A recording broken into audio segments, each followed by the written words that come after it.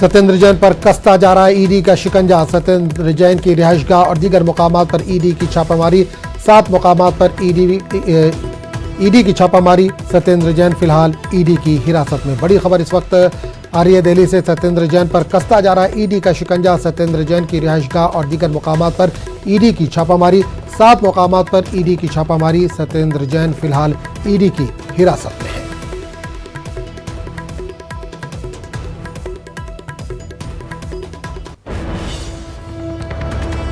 तो बड़ी खबर इस वक्त आ रही है। सत्येंद्र जैन पर ईडी का शिकंजा कसता जा रहा है। सत्येंद्र जैन की रिहाइशगाह और दीगर मुकामात पर ईडी की छापामारी। 7 मुकामात पर ईडी की छापामारी हुई है। सत्येंद्र जैन फिलहाल ईडी की हिरासत में है। और इस पूरे मामले पर बात करने के लिए हम सीधे रुख करेंगे दिल्ली के, जहां से हमारे नुमाइंदे शंकर आनंद इस वक्त जुड़े। शंकर, बड़ी खबर आ रही है। सत्येंद्र जैन फिलहाल तो हिरासत में, लेकिन ईडी का शिकंजा जो है वो कसता जा रहा है। उनकी रिहाइशगाह पर छापेमारी की कार्रवाई हुई है।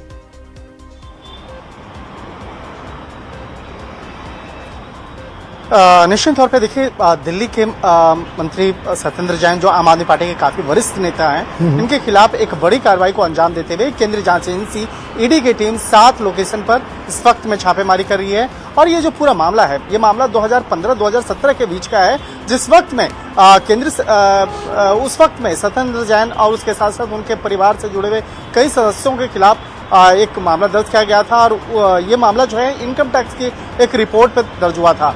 इनकम टैक्स की रिपोर्ट के आधार पर केंद्रीय जांच एजेंसी सीबीआई ने उस मामले को दर्ज किया। और उसके बाद सीबीआई द्वारा जो इस तरह से मामले को दर्ज किया गया था, डीए का केस, यानी कि अवैध तौर पर आय से अधिक संपत्ति अर्जित करने का मामला। और जिस तरह से सत्येंद्र जैन एक सार्वजनिक तौर पे एक पब्लिक सर्वेंट होने के बावजूद जिस तरह से आय से अधिक संपत्ति उन्होंने अर्जित किया था, इस मामले में केंद्रीय जांच एजेंसी सीबीआई ने केस को रजिस्टर किया था। और उसी मामले को बाद में ईडी के द्वारा उस केस को टेक ओवर किया गया। यानी कि जिस तरह से जो मामला सीबीआई द्वारा दर्ज था, उसी मामले को टेक ओवर कर लिया गया, उसी मामले को ईडी ने रजिस्टर किया। लेकिन वो मामला दर्ज किया गया मनी लॉन्ड्रिंग एक्ट के तहत। और मनी लॉन्ड्रिंग एक्ट के तहत जब मामला दर्ज किया गया, उसके बाद इस मामले में कई लोगों से पूछताछ हो चुकी है।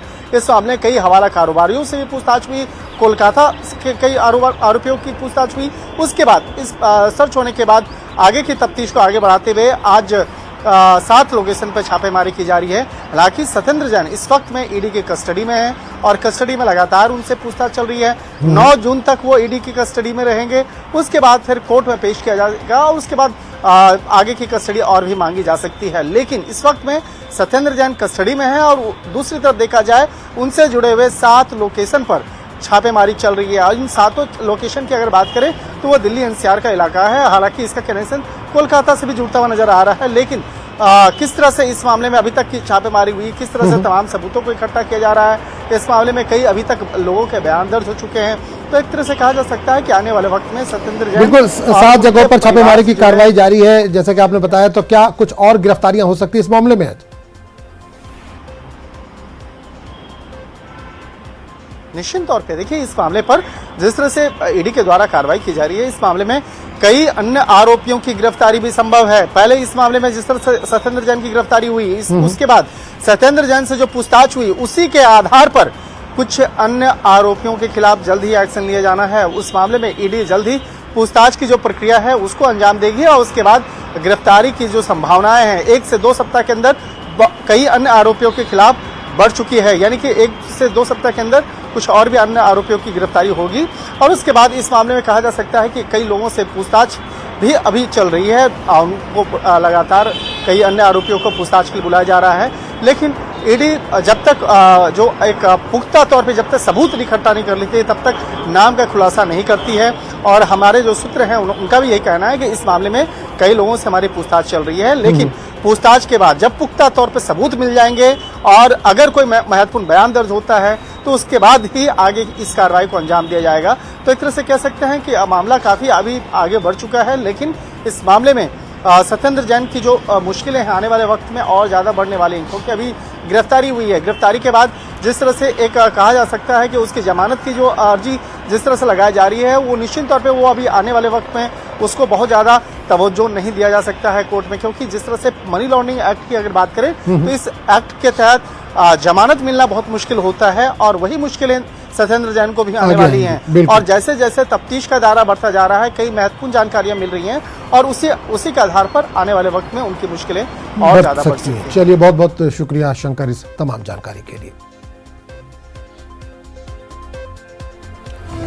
इस वक्त एक और बड़ी खबर आ रही है। लोकसभा ज़िमनी इंतखाबात के लिए समाजवादी पार्टी के उम्मीदवारों का फैसला। धर्मेंद्र यादव आजमगढ़ से चुनावी मैदान में, आजम खान की अहलिया तंजीम फातिमा रामगढ़ से इलेक्शन लड़ेंगी। समाजवादी पार्टी के जराये का इंकशाफ। तो बड़ी खबर इस वक्त आ रही है ज़िमनी इंतखाबात के ताल्लुक से। लोकसभा के जो ज़िमनी इंतखाबात होने हैं उसमें समाजवादी पार्टी के उम्मीदवारों का फैसला। धर्मेंद्र यादव आजमगढ़ से चुनावी मैदान में होंगे। आजम खान की अहलिया तंजीम फातिमा रामगढ़ से इलेक्शन लड़ेंगी। समाजवादी पार्टी के जराये का इंकशाफ।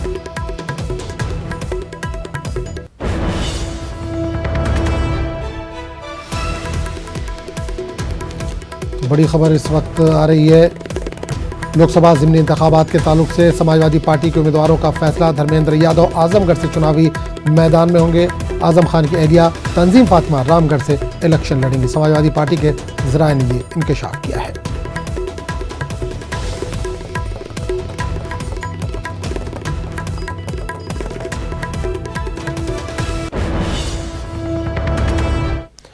आगे बढ़ेंगे।